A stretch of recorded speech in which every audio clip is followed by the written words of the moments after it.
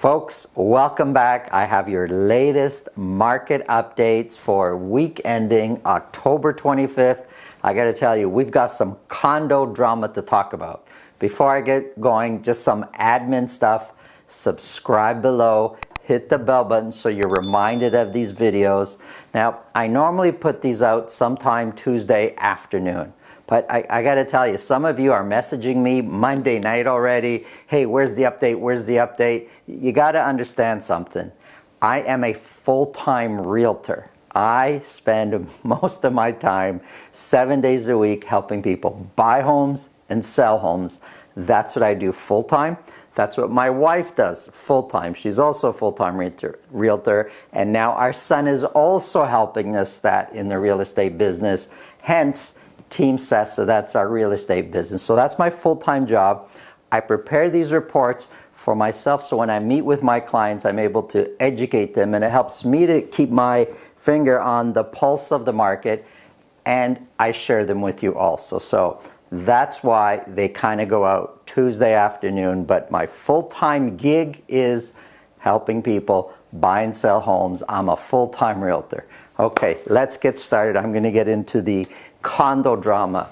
I'm first going to talk about the Vaughan area, and I'm going to talk about freehold and condos, and there's drama with the Vaughan condos, and then I'm going to talk about Toronto freehold prices and then condos, and we've got drama in the Toronto condo arena. Okay, so Vaughan, freehold properties.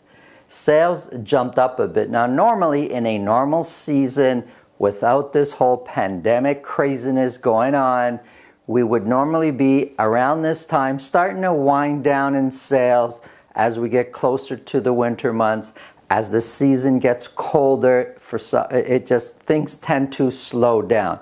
There's still activity going on. Things never go to zero, but sales tend to slow down a bit, and average sold prices tend to come down. Not necessarily because prices are dropping, but because more larger homes with the pools in the backyards, they feel they don't show as nice in the winter, so those come off the market, and so it's more of the lower end homes and less of the higher end homes selling, and that kind of brings down average sold price. But this season, completely different for freehold. Sales jumped up to 78 last week, and 78 is kind of at the top end of our better weeks post-lockdown.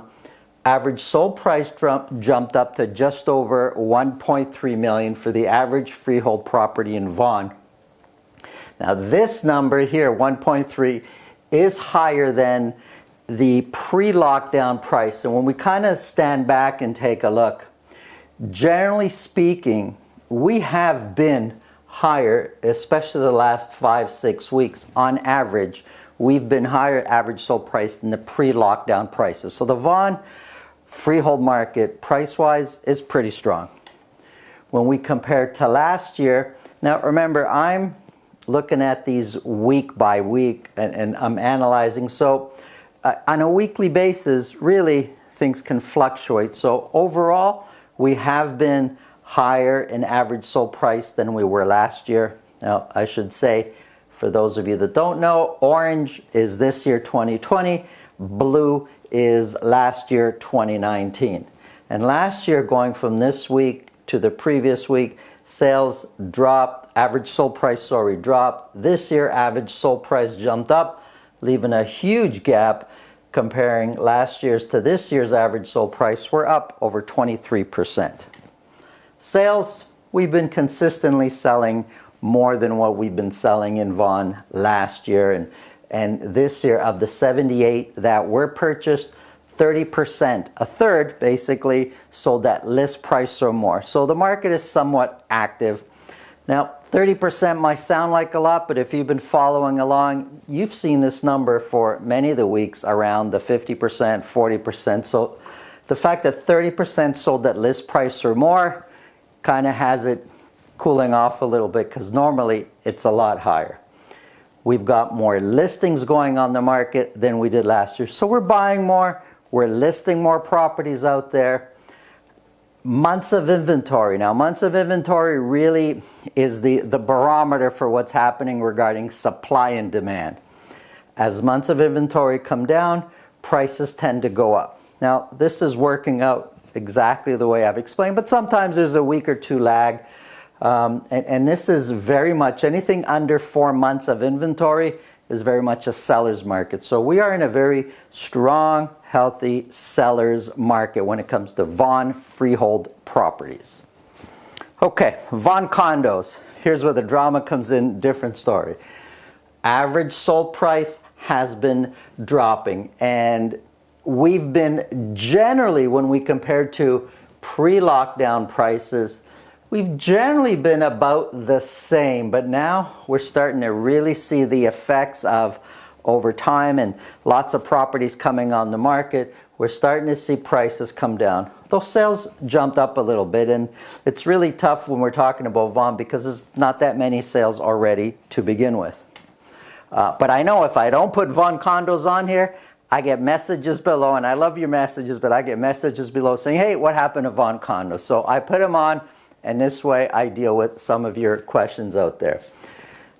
Last week, we were very much almost the same when it came to average sold price as we were the previous year. But since average sold prices are dropping, and last year average sold prices were going up, now we have a 10% gap. Average sold price this year of almost $550,000 is about 10% lower than what it was last year. Sales are less than what they were last year. New listings. We listed 48 last week in Vaughan. Now, look at this.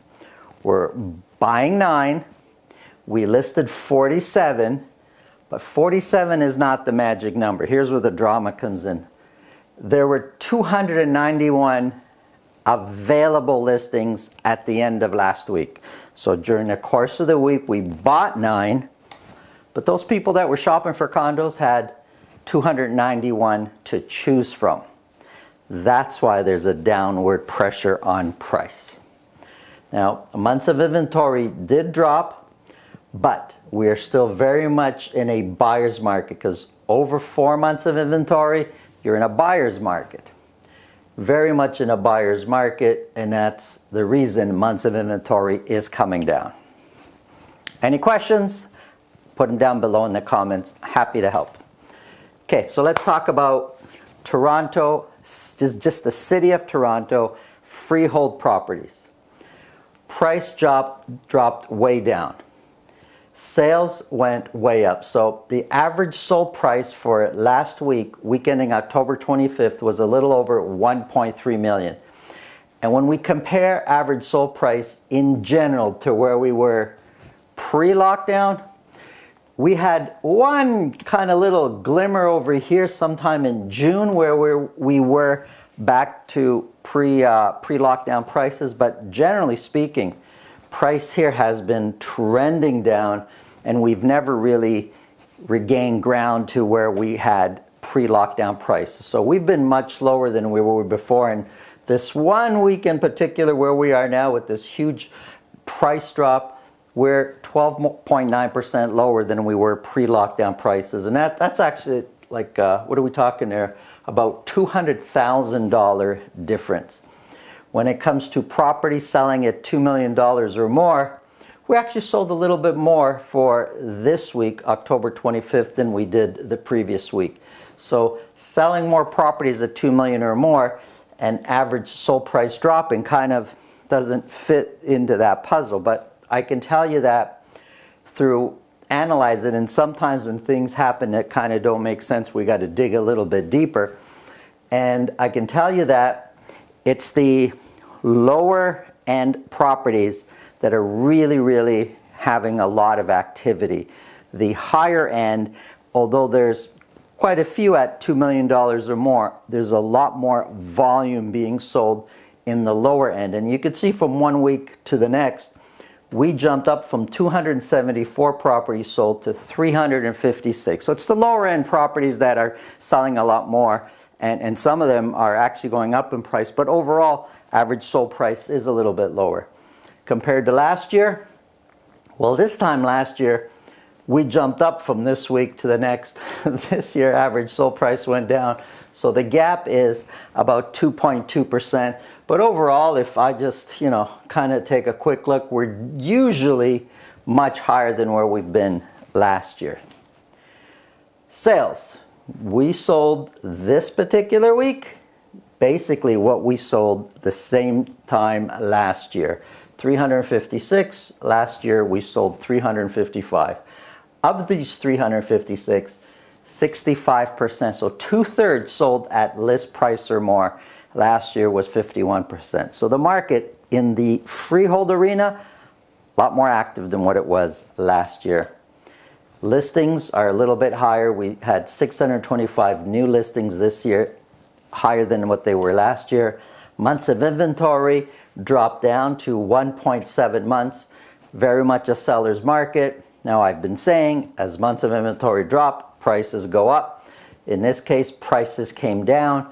Sometimes there's a delay, so we should see next week prices tend to go up. Okay, Toronto condos, back to drama. Price has been dropping a couple of weeks in a row now. So the average sold price last week was $660,000. Just over 2 weeks ago, that's a $40,000 drop. Big drop. We go back for a few more weeks, there's a $80,000, $90,000 drop. So price has generally been coming down. We have, for the most part, kind of been hovering around pre-lockdown prices, but the pressure of the listings being out there, and there's a huge volume of condo listings out there, and I'll get to that now. The pressure of these condos coming on the market, buyers having so much to choose from, eventually is going to give supply and demand, and prices are going to start to drop, and we're starting to see that now. Now, sales did jump up, so here's where things can maybe go the other way. There's lots of buyers thinking, man, I've never been able to afford a condo. Lots of people leaving the downtown core, and there's all sorts of analysis and reasons why. I'm not going to get into that now, but it all makes sense. Well, they're starting to see these condos at kind of prices maybe they can afford now, and interest rates are extremely low, historically low. So people are jumping on board thinking, hey, prices are better now, let me buy. So we bought way more condos than we did the last couple of weeks in a row. There were 247 sold last week. Compared to last year, prices are slightly higher, but look at this. Last year, of condos that sold at $1 million or more, there were 23. This year, there were 17. When you just look at that, you figure, well, these 23 condos at $1 million or more, shouldn't average sold price maybe have been more than this year? And in this number here of last year, 626, that is a higher number. However, in the lower end field here, there's so many condos in the 600, 700, 800,000 that it's brought up this average sold price to be higher, even though there were less condos bought at $1 million or more. But this week we were higher. Last week we were lower than last year. The week before we were higher than last year. So, you make of that what you will. Condo prices have generally been steady, but now we're starting to see them come down. Okay, so here's where the drama really starts to happen. Orange is 2020, like I said. Blue is last year, 2019. We are consistently buying far less condos this year than what we bought last year. Of the 247 that were bought for this previous week, October 25th, a third, 36%, sold at list price or more. Last year was 41%. And we bought way more condos. So it was far more active last year when it comes to multiple offers and jumping in and having to buy right away. So 247 were purchased. New listings. 934 new listings just last week. Now, for many weeks, 6 weeks or so, we've been listing 1,000, 1,100, 1,200 or so condos every single week. 934 There's less condo listings. However, that's not the magic number. We bought 247, but there were almost 5,600 to choose from. That's the magic number, the 5,600. Previously, the week before, there was a little over 5,800 condos to choose from. This week, 5,600. You might think, oh, that's great, there's less. No, I mean, it's 200, not a big number when you're talking about 5,600. There's still a ton of condos on the market, and we've got as soon as probably going to be another 900 or 1,000 coming on next week, and we're buying 200, 250 a week, so more supply is going to get onto the market. Supply and demand is an issue. Now, here's where, if you're a seller, you really, really need to understand what's happening. So if you invited me to your house and say, Santo, I'm thinking of selling my condo, what should I price it at? We would do all the comparables, we would do all sorts of things like that. However, I would talk about months of inventory. And I say, well, this is the average sold price in your building. Months of inventory right now is sitting at 5.2, so it's a balanced market. So between this price and this price, lower price, higher price, if you price it at the higher price, there's a good chance you're going to be on the market for about 5 months.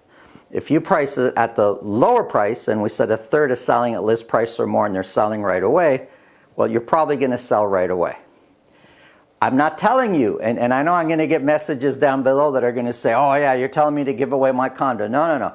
I'm telling you, as a realtor, this is the plan if you want to sell quickly or you want to stay out there. Now, let me tell you how a buyer thinks. A buyer's who's looking for a condo is going to look in your building and is going to see there are 10 condos, very, very similar, to choose from. They're probably not going to look at all 10. They're going to ask their realtor to show them 3 or 4. And they're going to be the 3 or 4 lowest price condos, and then they're going to pick one of those. So if you're not in the top 2 or 3 lowest priced in your market, you're going to be sitting on the market for a while. That's a listing advice, but at the end of the day, you as a seller are going to choose to do what's best for you and your family. But you need to know the market that you're playing in. Those are the updates for week ending October 25th. My name is Santo Sessa with Remax Premier. Have an awesome Halloween. Stay safe. Take care of the people around you, and we'll talk to you in a week.